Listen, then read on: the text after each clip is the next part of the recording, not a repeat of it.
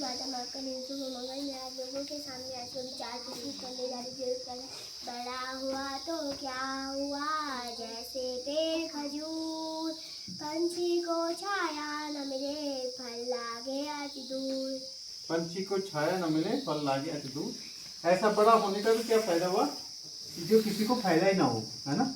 दूसरों को फायदा होना चाहिए, आपके जीवन का, है ना, आपके कर्मों का, आपकी कृतियों का दूसरे को भी फायदा होना चाहिए, समाज को फायदा होना चाहिए। नहीं, वो खजूर के पेड़ की तरह नहीं होना चाहिए कि इतना ऊंची पे उसको क्या लगते हैं, फल लगते हैं।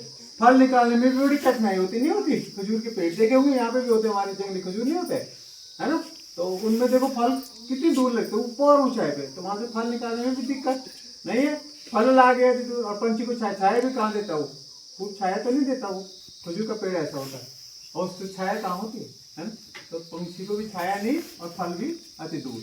ऐसा जीवन भी बेकार जीवन है, ठीक है। कहने का मतलब है कि हमको अगर हम समाज के काम नहीं आए, देश के काम नहीं आए, गांव के काम नहीं आए, तो क्या होगा, हमारा जीवन बेकार है। सुन रहे मेरी बात को ध्यान से। सामने देखो, विद्वतम च नृततम च न एव तुल्य कदाचन स्वदेशे पूज्यते राजा विद्वानम सर्वोत्तम पूज्यते। विद्वान और विद्वता और नृपता, नृप मतलब राजा। तो राजा जो है ना बेटा, सिर्फ अपने देश में पूजी नहीं होता है। राजा को उसके देशवासी, उसकी प्रजा ही उसकी क्या करती है, गुणगान करती है ना।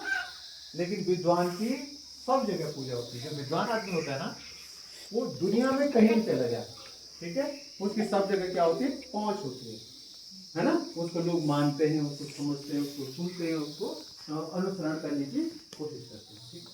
राजा का क्या है, राजा अपने देश में है ना, अपने देश बाहर जाएगा इतना महत्व दे पाएंगे, है ना।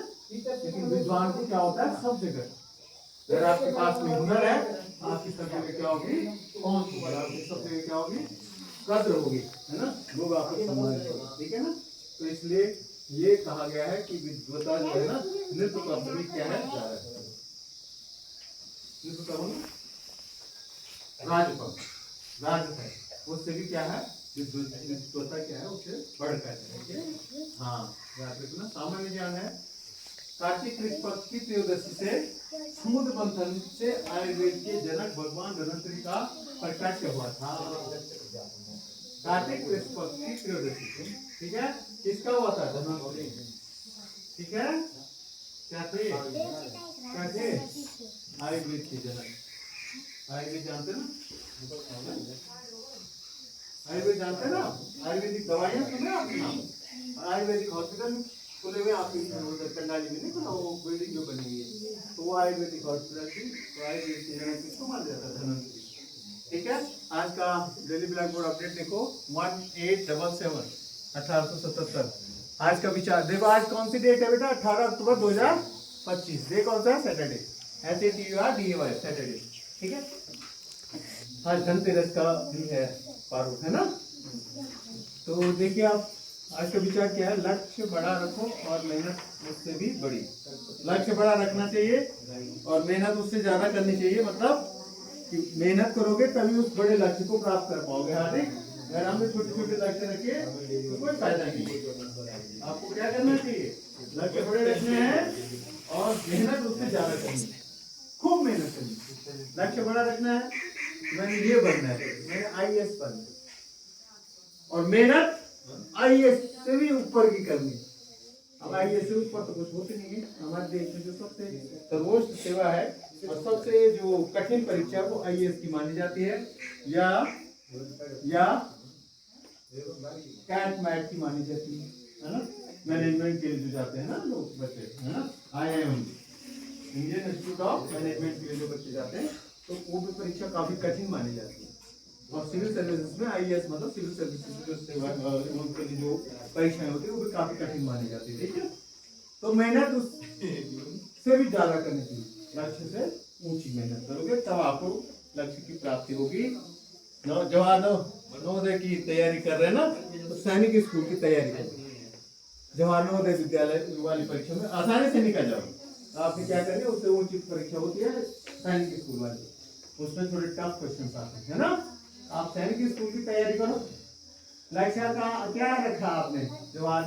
जवानों को में निकल जाए, DNV में निकल जाए, ठीक है। अब आपने लक्ष्य क्या रखा हुआ है कि मैंने सैनिक स्कूल में तो निकालना ही निकलना, ठीक है। लक्ष्य ऊंचा हो गया ना, वो उससे ज्यादा टफ है, उसका लक्ष्य रखो और जवानों उदय में तो आप आसानी से निकल जाएंगे, ठीक है। हाँ, तो लक्ष्य ऊंचा रखो और मेहनत उससे भी ऊपर की करो। आज का वर्ड क्या है? सन, सूरज, सूर्य। और आज का स्पेशल क्या है बेटा? पुण्यतिथि है रामकृष्ण खत्री, प्रमुख क्रांतिकारी हुए और 18 अक्टूबर आज के दिन 1996 को निधन हुआ और आज उसकी क्या है? पुण्यतिथि है। सब नमन करते हुए आगे बढ़ते हैं। इधर आज का जीके भी देख लो उस बोर्ड का। हमारे शरीर का सबसे बड़ा अंग कौन सा है बेटा? त्वचा। त्वचा जानते हैं ना? स्किन को बोलती है, स्पर्श बोलते हैं। इससे हमें क्या होता है? चीजों का अनुभव होता है, स्पर्श का अनुभव होता है, ठीक है। और आज की प्रेरणा कौन है? तनु और सूरज है कृष्णा। That's for all. आज के लिए बस इतना।